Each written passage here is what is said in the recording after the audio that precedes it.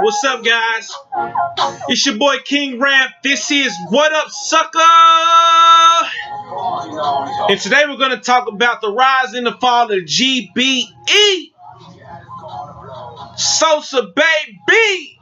Okay, guys, GBE was a group that Chief Keef started off his record label when he kicked the door in at Interscope. He told him, man, I'm not coming without my guys, dog. You can't just sign me without my guys, man. Okay, so GBE was Fredo Santana, SD, Chief Keef, Ballout. I believe Tato was in. I don't think Tato really raps, but Tato was definitely in the crew, man. Tarantino was in the crew. Trey Savage was in the crew. So what happened to these guys, man? Pretty much, man, they all got a small little budget. Chief Keef definitely funded all of their budgets, man, but the quality of their music was atrocious, dog. I mean, atrocious. Trey Savage's first CD was atrocious as far as the quality of their music, man. Little Reese, his music was always pretty good, man. It's like Little Reese always had his own head on his shoulders, guys. And that's what we're going to talk about today. I think that's one of the reasons why GBE is no longer a group, guys. Little Reese always had his own mind, man. Whether that's good or bad, guys. So Chief Keef is definitely the lead of the group. He was pretty much calling the shots, distributing the paper. He didn't do a great job at bigging up his squad. It was always Chief Keef, GBE, but when he was in interviews and doing things like that, you know, he was never really promoting his artists, man. So his artists really kind of suffered, man. You know, it's always a Chief Keef show, guys. Chief Keef is kind of a hard act to come behind, especially at that time, man. Nobody was really checking for Trey Savage. Nobody was really checking for SD. And Chief Keef wasn't really putting them out there like that. Chief Keef was pretty much worried about Chief Keef and Young Chop. You know, they were branched off. They were doing things to where he was doing collaborations with 50 Cent. He was doing collaborations with Wiz Khalifa. Chief Keef was more worried about him. He isn't a businessman, guys. He definitely wasn't a businessman. He had every chance to put GBE on the map. But it was pretty much just a Chief Keef show, man. Definitely drugs come into hand. And when you come from having nothing and you get so big, you get so freaking big. I mean, go to your head, guys, especially at that age, man. I think he was only 16, 17 years old, maybe even 15, guys. It's very hard for you to handle that type of fame. Also, when you're responsible for other guys' careers and you're barely holding on to your career, man. You know, you're barely even balancing what you got going on, guys. It's pretty hard for you to manage and promote your other people, guys. So they pretty much fell by the wayside. Let's go down the list, guys. Trey Savage had a CD called Brain Dead.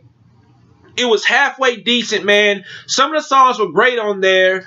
You know, maybe 3 or 4 songs on there were pretty good. I think you gotta be from Chicago to really enjoy that kind of music, man. And plus, excuse me, guys, Trey Savage's visual wasn't as appealing as Chief Keef's visual, man. It was very hard to come behind Chief Keef. Trey Savage didn't even look that much like a Savage, guys. And in the music industry, if you're going on to that Savage rant, you know, that Savage lane, you gotta have a certain type of look, guys. Trey Savage just didn't have it, man. He didn't have the moves. He didn't have, you know, all those things. So Trey Savage kind of fell by the wayside. I wouldn't doubt that he's about that life. He's probably a shooter. All those things, guys. So I'm not saying anything bad about him. You know, he just didn't have what it took, guys. SD was a sleeper, man. Chief Keef and SD did a lot of songs in the beginning. SD was always in the background of all his music, man. Every video from Every Day's Halloween, John Madden, everything, guys. If you look in the background, you always see SD. SD was like his guy. SD's music was actually pretty decent.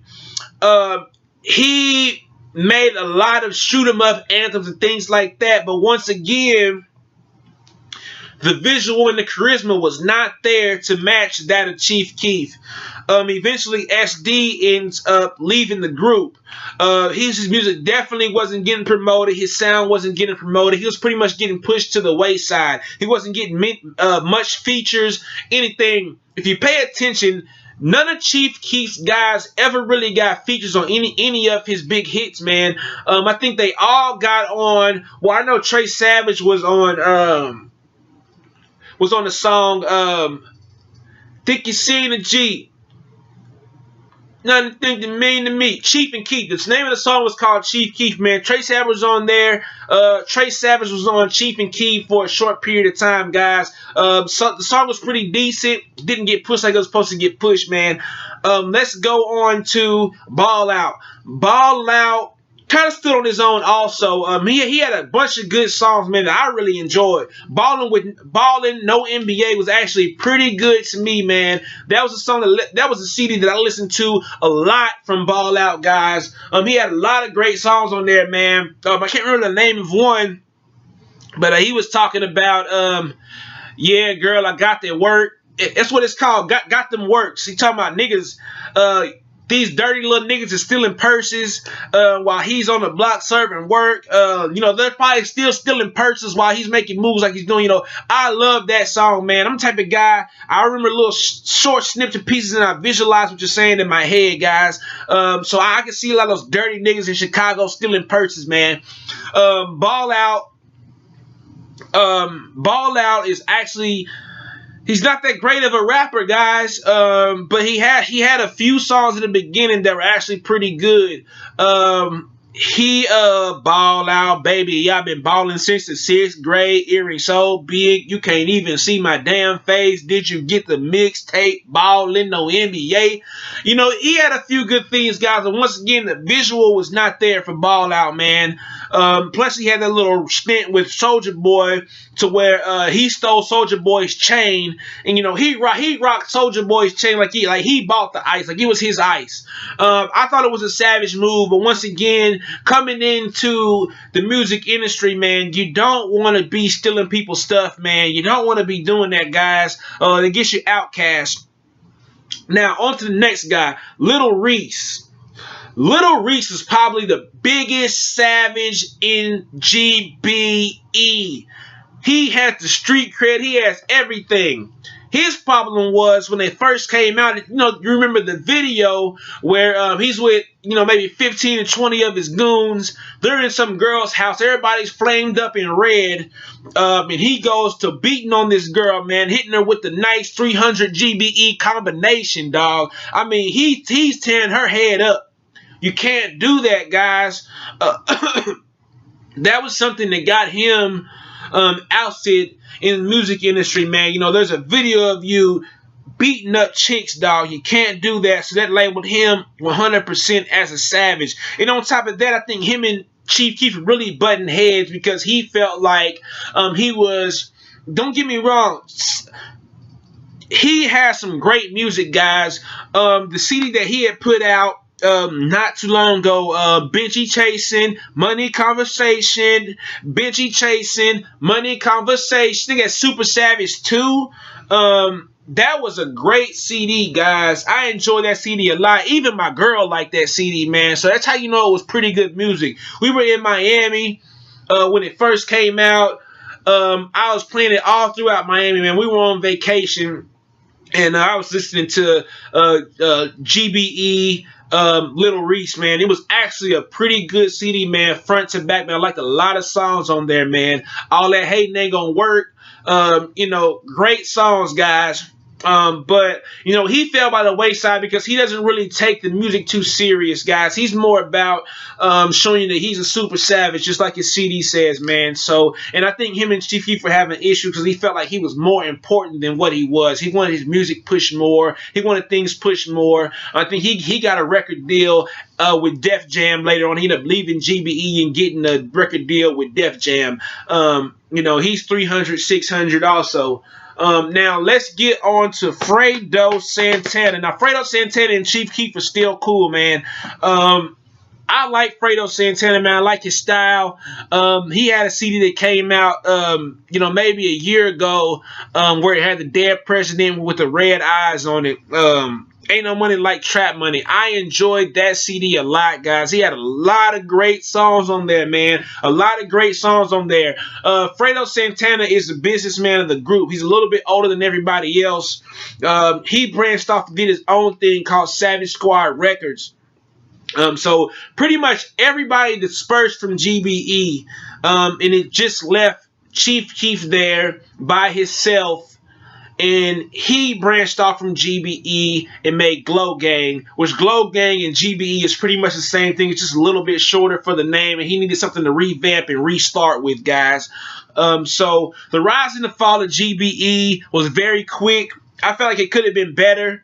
They could have done a lot better. They could have been a better group if they would have not been on that set trip and stuff and really branched out and collaborated with the whole city, man. I think they really killed their own selves a lot by not collaborating with the whole city in Chicago, because drill music is pretty much over with, guys. I don't think anybody's really checking for drill music unless you're from Chicago, or you're making drill music, or you one of these little white kids or one of these suburban kids who's still infatuated with the idea of busting your gun and these guys living like this, because these guys are living crazy, man. These guys in Chicago are living really crazy and really wild, guys. Let's not get it mistaken, man. It's not a joke in Chicago, guys. It's not a place to go. It's not a place you want to aspire to go. It's not a place that you want to be like, man. Those guys are really mentally sick. They ride around just trying to kill each other all day, man. It's pretty sad, guys. But this has been another episode of What Up, Sucker? I'm King Ramp. This was a story about the rise and the fall of GBE, Glory Boyz Entertainment, which is now called Glow Gang, which actually has none of the original members on it. Maybe Ballout still there. Maybe Tato's still there. They're pretty much just rolling out with Chief Keef Sosa, man. So I think GBE could have been a lot better. They were just very young, with a lot of exposure, and Chief Keef definitely wanted to let you know that he was the boss. Had the mansion with all those guys living in it, eating noodles and that type of stuff. I don't think he was really paying those guys too well. I think they were all eating noodles all inside of that mansion that he had, man. But, they stayed pretty friends. They were probably sharing clothes and all that stuff, man. But they probably got tired of that, living in Chief Keef's shadow. They wanted to branch off. But none of them really have took off or really gotten any bigger than Chief Keef. So I don't know what's going on with those guys, man. I'll look those guys up and I'll do a video on them later, man. But this is What Up, Sucker? I'm King Ramp. And that's facts, bro. You gotta know me, though. And my God is on me, though. And I'm selling these blunts from yesterday. Shooting it ass for the day and yesterday. Bitch wanna fuck me, let's see what my schedule say. Shit, them dots, I met her yesterday. Just kinda dope and it's smelling great. I bought that yesterday. If you can't tell, man, this is Chief Keef. Yesterday. That's the name of the song. It's one of the good songs I like, man. But this has been What Up, Sucker? I'm King Ramp, and that's facts. Swagging on these hoes.